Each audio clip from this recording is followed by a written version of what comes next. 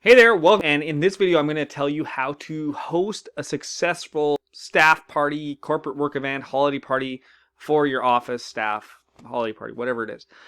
It really isn't a hard thing to do, but you got to have some understandings of the basics and how it works. My name is Jesse Lewis, and I've been performing stage hypnosis since 2000, thousands of these things. And I've seen a lot of failures and I've seen a lot of successes. And it really comes down to 7 steps. And those 7 steps. Step 1 is to figure out the number of attendees, the food, all the other particulars for the in-person event, or in today's new world with COVID going on, a virtual event. That's step 1.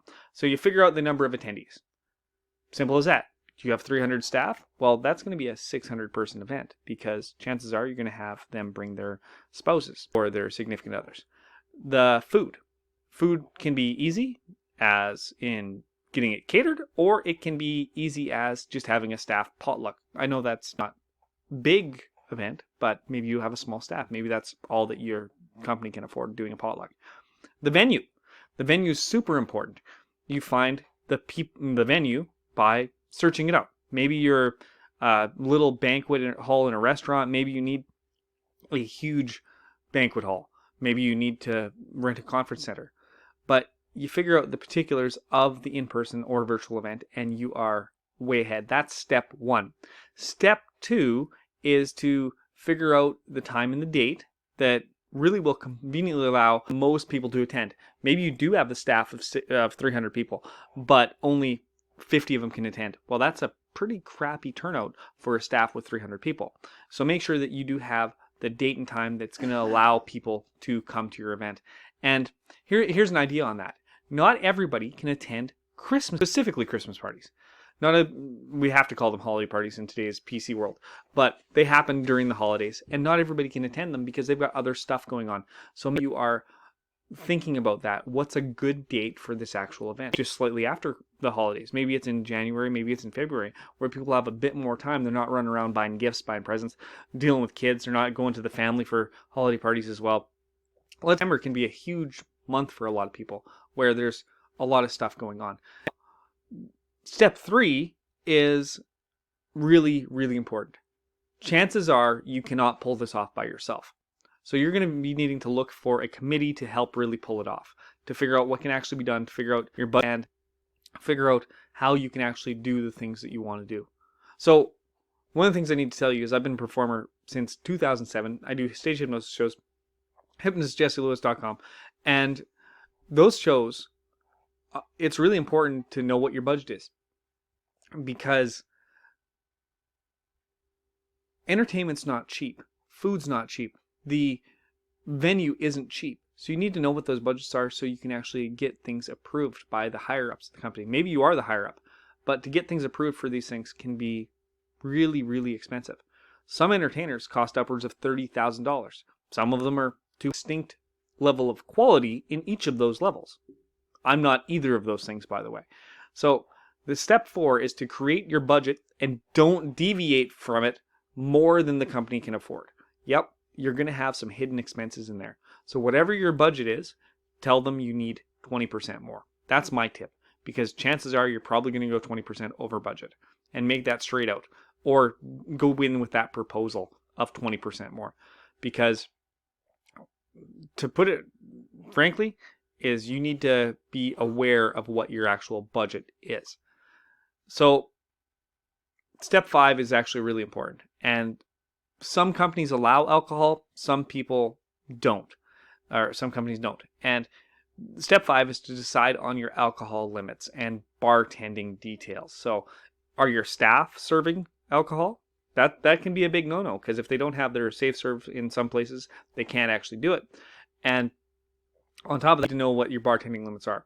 Most companies that I've been part of, they stop serving alcohol at a specific time, because if you're having a party, you may very well be liable if something bad happens at that party, whether it's your staff's fault or not. You could very well be liable, so you have to be careful about that. Step 6 is to lay out the rules of the party so everyone is on the same page. You don't want people running amok. You don't want people being completely drunk. You don't want people doing crazy, crazy things. So you need to make sure that you have the rules for the party, because we don't want it to turn into one of those office parties where people are doing things in the copier room, right? We don't want one of those. So you want to make sure that you have rules for the party, that everybody's on the same page, whether they can bring a spouse, whether they can bring kids, that type of thing. What type of event actually is this? Step 7 is to find your vendors, your caterers, and your sponsors for the event. Now, you're probably wondering, well, vendors and caterers. Caterers, chances are, if you're in a conference center, you might have a caterer already there. A hotel banquet room, you'll have a caterer probably with the hotel. You might have to go outside and find someone else to do it. Vendors. So what type of vendors are you actually going to be looking for? Do you need entertainment? Do you need lights? Do you need stage equipment? Do you need sound? Do you need all that stuff? For me personally, a vendor is also entertainment. So are you looking for a stage hypnotist or an entertainer? Go to hypnotistjesselewis.com, fill out the form, and I'll be glad to get in contact with you, because I know hundreds of entertainers, actually thousands, all over North America, the UK, and Europe. So I can definitely help you with that. Even though if you need entertainment, make sure send me a message on hypnotistjesselewis.com. Now, what about sponsors? So let's just imagine we're going to use the dreaded word Christmas party. Yep, Christmas party. Now, a sponsor, maybe depending on who you are, maybe you could do a gift exchange with a different company. And what do I mean by that?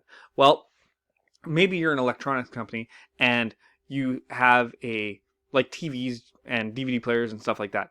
Who uses DVD? TVs and electronics and stuff like that. Computers, stuff like that. Maybe you could with another company as a gift exchange. So if you're the electronics and they give you a tool set or something like that. Now, that's an easy way to be able to give gifts out from other companies. Maybe it's just gift cards, whatever it is. We're in trade with other companies. So you give out 15 TVs, but you get 15 prizes back or whatever it is. That's a way that you could actually write off, do it. And it's a way for you to be able to give gifts to your staff if you find that appropriate. Maybe it's a reward. Maybe it's a lottery that each person gets tickets in it. It's a lottery for gifts or whatever. But that's a way for you to get sponsors for your event. Another way for you to get sponsors is just a plain and simple ask. Hey, you know what? You're one of our great clients. Maybe you work in a business-to-business system like I do, where I have clients that will ask me to do a show for them sometimes. And I will give them a heavily discounted rate because of the relationship that I have with them. Now, that might be a way for you to actually as well. Don't ask me for a discount during the holiday season, by the way. If you're interested in any of this stuff, if this video has helped you at all, hit the like below. You know what to do. And also, make sure that you head on over to hypnotistjesselewis.com and fill out the form. So entertainment that you need. Simple as that. Thanks for watching. My name is Jesse Lewis, and in the next video, there's more coming up.